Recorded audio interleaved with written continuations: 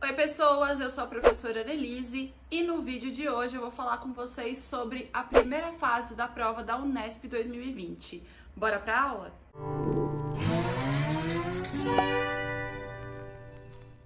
Bom pessoal, o objetivo desse vídeo é eu fazer uma breve análise sobre a primeira fase, mas pensando ali na prova de humanas e na prova de história, tá? Eu selecionei aqui também 3 questões que eu achei de destaque, que eu achei legais, importantes pra gente pensar na prova de história desse ano. E assim, é mais um breve comentário para você que prestou a prova e pretende estudar para a segunda fase, né? Até para você ir se familiarizando com a prova da Unesp, ou até mesmo você que vai prestar ano que vem, que já tá querendo se preparar mais ou menos como que é a prova da Unesp, tá? Bom, no canal eu fiz um vídeo aqui na playlist vestibulares em que eu falei sobre a prova, sobre a primeira, a segunda fase, sobre possíveis temas em história. E uma coisa legal da Unesp é que na prova de história em si, ela não traz muita surpresa de conteúdos aleatórios ou assim, de nota de rodapé de livro didático de temas que você nunca ouviu falar.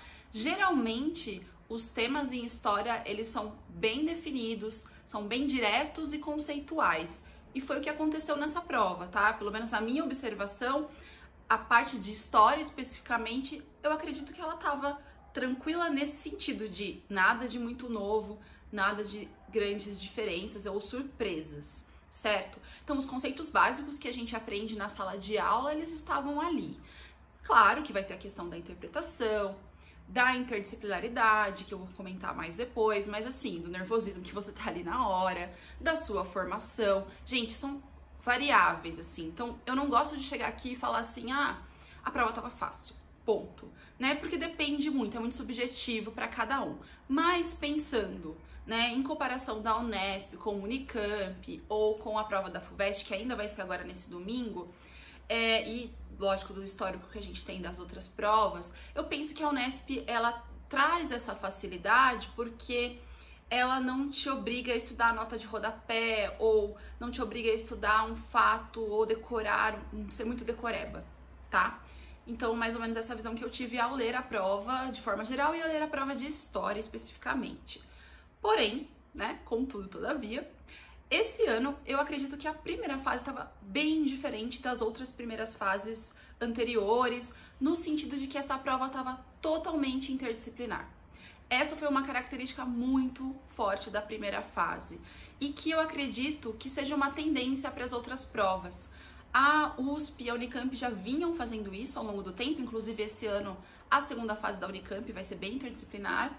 Então eu penso que essa seja uma tendência, e uma tendência até pra gente mudar um pouco o nosso olhar na hora de estudar. Eu sei que isso é bem cultural nosso, e às vezes até das escolas, né, de colocar as disciplinas em caixinhas, muitas vezes não há diálogos entre as disciplinas, entre os próprios professores, então a gente acaba vendo a disciplina, livro de história, livro de geografia, são coisas separadas, mas não, né, todas as ciências elas dialogam e elas precisam uma das outras. Então isso é essencial.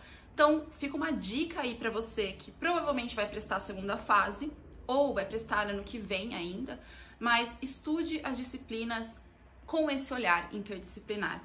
Muito provavelmente isso vai aparecer. E aí eu até anotei aqui para vocês, para quem fez a prova, ver mais claramente, para quem não conhece ainda, né? O que caiu de interdisciplinar na primeira fase da Unesp. Então vamos lá. Logo no começo eu peguei a prova Q, tá? Logo no começo tinha uma questão de língua portuguesa que usava como documento o texto do Padre Antônio Vieira, né? Esse texto de colonização que muitas vezes a gente vê os documentos dele em literatura, mas na matéria de história também, quando vai aprender sobre a colonização do Brasil. Esse texto tinha interpretação e tudo mais, mas tinha uma parte da pergunta, né? Das perguntas, porque eram 3 a partir desse texto, que perguntava, né, sobre o ciclo econômico da época, sobre a interpretação até da administração colonial nesse momento, que era o assunto do texto. Outra questão também de língua portuguesa foi um soneto do Cláudio Manuel da Costa, e nessa pergunta você precisava saber que período econômico ali do Brasil colônia estava inserido esse soneto. que, se eu não me engano, ali era no ciclo do ouro, com o arcadismo, então você tinha que saber essas características de literatura e história juntas. Outra questão também foi uma questão que usava de um texto do Quincas Borba, do Machado de Assis, e pedia para falar sobre a ideologia do contexto da época que o Machado estava se referindo, que era a ideologia do darwinismo. Em inglês também teve muita interdisciplinaridade com questões sobre o cerrado, então aí já entra mais em geografia. Tinha um texto com as características do cerrado em inglês e um texto sobre a Tropicália, que é um movimento cultural que a gente acaba abordando também quando vê ditadura militar. Em filosofia, eu encontrei uma questão aqui relacionada com física, o conceito de arquê, e também com história, com o conceito dos três poderes, do Maquiavel, né, do iluminismo. Então, assim, gente, tava tudo ali, né, misturado. Muitas vezes não tava tão claramente em que parte, mas estava ali, né. No caso de história geral, história do Brasil, como eu disse lá no começo, não teve muita surpresa com relação aos temas. Por exemplo, eu fui anotando aqui, porque o que acontece, gente, na Unesp, muitas vezes esses temas eles acabam se repetindo e a estrutura da prova, vamos pensar assim, de forma cronológica em história, segue esses temas. Se vocês forem olhar as provas anteriores, sempre tem uma pergunta de história antiga, depois medieval, aí entra a colonização. Então, por isso que eu disse que não teve tanta surpresa nesse sentido. Então, tinha uma questão, né, em história sobre antiguidade, Idade Média, Renascimento, colonização, escravidão, sobre filosofia, misturado ali com o iluminismo Rousseau, sobre idade contemporânea, e uma questão que tinha um texto do Edgar Allan Poe, interdisciplinar também, mas falando sobre as mudanças na sociedade com a Revolução Industrial, uma questão sobre a Revolução Mexicana, outra sobre a história do Brasil no governo JK e a última sobre a independência da Ásia e da África. Eu falo última assim porque são as questões que claramente eram de história e estavam bem fixas assim. Só que depois você tinha algumas de geografia que também, talvez misturadas com história, né, que daria pra gente resolver com o conhecimento de história que a gente tem. Por exemplo, tinha uma questão lá sobre o etnocentrismo, a alteridade, que era pra gente pensar um pouquinho sobre o apartheid na África. Esse conceito de etnocentrismo e alteridade é uma coisa que a gente sempre vê em história também, quando vai falar de colonização. Tinha uma questão também sobre o trabalho análogo à escravidão, com os trabalhadores bolivianos no estado de São Paulo. E uma questão sobre o neoliberalismo. Assim, são só exemplos do que a gente percebe que dá pra gente usar um pouquinho com história, o nosso conhecimento histórico também. Bom, pessoal, eu selecionei aqui 3 questões, sendo que 2 delas fazem parte do mesmo documento. A gente tem que interpretar o mesmo trecho para responder as 2 questões. Isso foi interessante na prova, porque muitas vezes até te dá um pouquinho menos de cansaço ali na hora de fazer. E eu percebi que isso aconteceu ao longo da prova como um todo, não só na parte de história, né? E aí eu decidi aqui pegar essas 2 questões que da prova Q são as questões 34 e 35, que tratam de história do Brasil, colonização, tá? E aí a gente tem um trecho aqui de uma entrevista com o historiador Felipe Alencastro, onde ele está explicando um pouco do que ele notou durante as pesquisas dele sobre esse período. Aí ele diz assim: nem existia Brasil no começo dessa história. Existiam o Peru e o México, no contexto pré-colombiano. Mas Argentina, Brasil, Chile, Estados Unidos, Canadá, não. No que seria o Brasil, havia gente no norte, no Rio, depois no sul, mas toda essa gente tinha pouca relação entre si até meados do século XVIII. E aí a questão da navegação marítima. Torna-se importante aprender bem história marítima, que é ligada à geografia. Essa compreensão me deu muita liberdade para ver as relações que Rio, Pernambuco e Bahia tinham com Luanda. Depois, a Bahia tem muito mais relação com o antigo Daomé, hoje Benin, na costa da Mina. Isso formava um todo, muito mais do que o Brasil ou a América Portuguesa. Então você percebe nesse texto que ele está dizendo, olha, a relação Brasil-África, colônia ali, que na verdade era mais Nordeste, né, e costa da África, formava um todo muito mais importante do que o restante do território brasileiro. Até porque, às vezes a gente aprende na escola já aquele mapa prontinho, né, inclusive com o Acre e outros estados mais recentes, mas a gente não se lembra que essa formação veio aos poucos e que o sul, o sudeste do Brasil se torna mais importante a partir do século XVIII com a exploração de ouro em Minas Gerais, e aí muda a capital para o Rio, enfim. Até isso acontecer, né, basicamente a exploração da cana-de-açúcar, a vinda de escravizados para cá, era basicamente feita entre a África e o nordeste da colônia, né? Então, assim, essa é a relação que ele quer explicitar. O restante do trecho, ele vai falar sobre a escravidão, eu não vou ler agora porque essa vai mais para a questão 35, tá? E aí temos um mapa que ajuda a gente a entender essas trocas, né? E o texto que vai trazer o enunciado, ele diz assim: o texto estabelece a formação do Brasil a partir da navegação marítima, o que implica reconhecer a importância. Então, a partir dessas navegações que surge a formação territorial brasileira. Então, para a gente entender isso, a gente tem que entender o quê, né? Ele diz aí, da imposição de uma lógica global de comércio e da dissolução das fronteiras entre os territórios colonizados na América. Isso é para confundir um pouco, né? Porque lá em cima ele diz que não existia Chile, não existia Argentina, Brasil. Então, assim, não é exatamente isso a interpretação que ele faz, né? Imposição de uma lógica global de comércio, isso ainda não era forte, né? Letra B, do domínio colonial de Portugal sobre o litoral africano e da intermediação espanhola no tráfico escravagista.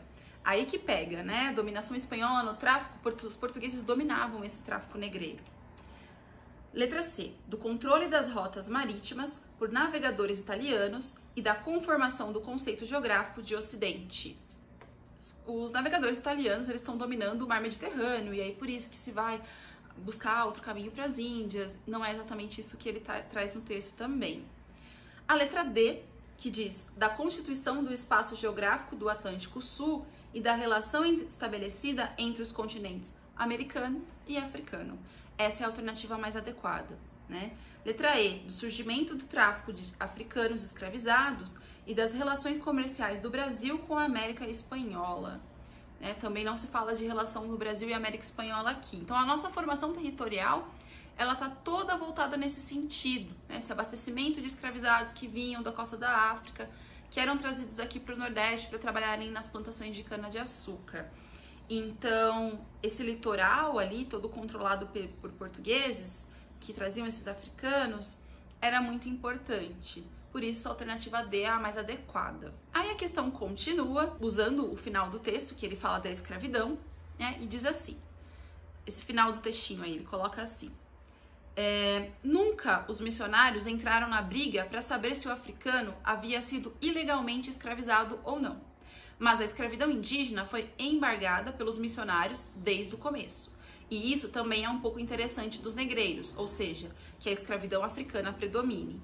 A escravização tem dois processos. O primeiro é a despersonalização e o segundo é a dessocialização. Então ele traz esses dois termos, certo? E aí vem a pergunta: a despersonalização e a dessocialização dos escravizados podem ser associadas respectivamente. E aí, esse é um termo que a gente tem que pensar um pouquinho no significado da palavra e no próprio contexto da escravização, tá? Você tirar a personalidade, você tirar tudo aquilo que a pessoa tem de característica que ela traz do seu local, porque chegando aqui, ela é só mais um escravizado, né? Não importa a língua, a cultura dessa pessoa, isso não interessa. Né? Então, você tira a humanidade dessa pessoa. E a dessocialização também, essa perda de toda a sociabilidade que o escravizado tinha, né, antes dele se tornar um escravizado, da cultura local que ele tinha, né? E a partir disso surge uma nova cultura, vamos dizer assim, que acaba sendo criada aqui dentro do Brasil. Então, dentro das alternativas dessa questão, a gente tem a letra A. Ao fato de que os escravos eram identificados por números marcados a ferro e a interdição do contato entre os cativos e seus senhores. Não faz muito sentido, né? Eles não terem contato, eles estavam o tempo todo em contato. A noção do escravo como mercadoria e ao fato de que os africanos eram extraídos de sua comunidade de origem. Exatamente isso. O escravizado não é gente, ele é uma mercadoria que vai ser vendida e trocada. E aquilo que ele tem com a sua comunidade, as características que ele traz também não interessam. Então isso vai ser a tentativa de ser apagado também. Então, por isso que a B é a alternativa correta. Letra C. A noção do escravo como tolerante ao trabalho compulsório e ao fato de que ele era proibido de fazer amizades ou constituir família. Tá errado, tá? Essa questão de ele ser proibido de fazer amizade, constituir família. Essa questão do escravizado ser mais tolerante ao trabalho foi uma desculpa durante muito tempo utilizada, mas que não cabe aqui no que ele está dizendo no texto. E a letra D, ao fato de que os escravos eram etnologicamente indistintos e a proibição de realização de festas e cultos. Galera, não tem nada a ver isso aqui, tá? Os escravizados vinham de etnias variadas, então isso aqui já tá errado. E a letra E, a noção do escravo como desconhecedor do território colonial e ao fato de que ele não era reconhecido como brasileiro. Também não faz sentido dentro desses dois conceitos que ele traz aqui. Por mais que ele desconhecesse o território, ele não tinha, não era considerado um ser humano, ele não acabava tendo que fazer as suas práticas muitas vezes escondidas, práticas culturais, enfim, é por isso que a alternativa B é a mais adequada. Essas discussões que o texto traz para as duas questões, muitas vezes são debatidas em sala de aula, a gente tem essa bagagem aqui, só que elas são colocadas de outras formas, né, gente? Né?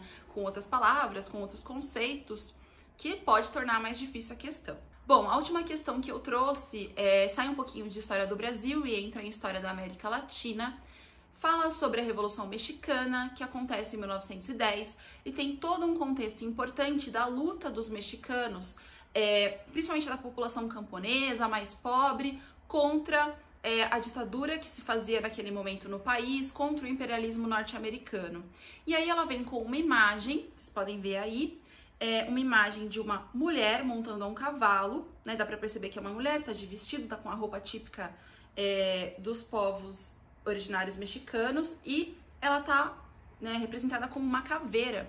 Essa caveira que é um desenho, né, que é uma ilustração, assim, típica da cultura mexicana, influenciada pelos povos pré-colombianos. A caveira, ela não tem o mesmo significado pra gente, vamos dizer assim, pro lado ocidental. Não tem nada a ver com morte no sentido de uma coisa ruim, né? Mas a caveira, ela afasta os maus espíritos e ela é utilizada no Dia dos Mortos, né? No dia 2 de novembro, pelos mexicanos. Inclusive, na época dos povos astecas, muitas vezes as caveiras, elas eram, né, os crânios, eles eram guardados, crânios de parentes, né? Porque eles diziam que todo o pensamento, toda a sabedoria daquela pessoa, daquele ancestral, estava contido ali no crânio. Então, muitas vezes era guardado, né, como uma lembrança, vamos dizer assim. Então, aí a gente tem, né, essa imagem. Lá embaixo tem algumas pessoas também se manifestando, comemorando. Também tem mulheres ali no meio. Então, ele diz assim: produzida no início da década de 10, a gravura representa a Revolução Mexicana, como marcada. Então, aí vem as alternativas. A, pela participação feminina e pela recuperação de elementos da tradição pré-colombiana. Essa já é de cara aqui a mais adequada, tá? Porque você tem as mulheres e os elementos culturais. Por que esse elemento cultural pré-colombiano é tão importante? Porque você está falando de um movimento de resistência contra o imperialismo, contra essa ideia americanizada, contra essa dominação dentro do território mexicano. Então você exalta essa cultura, essa etnia indígena. Porque as outras estão erradas. Vamos lá. Letra B. Pela vitória dos projetos revolucionários populares e pela construção de uma nova ordem social. Essa gravura não exatamente traz, né, como foco essa questão, tá? E por mais que a gente tenha aqui, né, no início, uma vitória do projeto revolucionário, eu não sei se exatamente existe uma criação de uma nova ordem social. Letra C, pela negociação política diplomática e pelos altos índices de assassinatos de mulheres. Essa poderia ser uma pegadinha que você poderia se confundir até pela caveira se você não soubesse, né, o significado dela. Também está errado, até porque o único país que mais interveio aqui foi os Estados Unidos. Letra E, pela repressão governamental e pela imposição de castigos físicos aos revolucionários. Claramente você não vê isso na ilustração, então uma interpretação da ilustração aqui. certo? Então é isso, gente. Eu falei bem rápido sobre essas questões, mas pra gente relembrar, né, ter ali uma análise da prova da Unesp mais ou menos. Mas se você quer fazer aquela revisão para o vestibular, se você precisa focar agora na segunda fase, dá uma olhadinha aqui nas playlists do canal. Você tem História Geral, História do Brasil, inclusive vídeos sobre os vestibulares das principais universidades estaduais. É isso, gente. Até a próxima aula!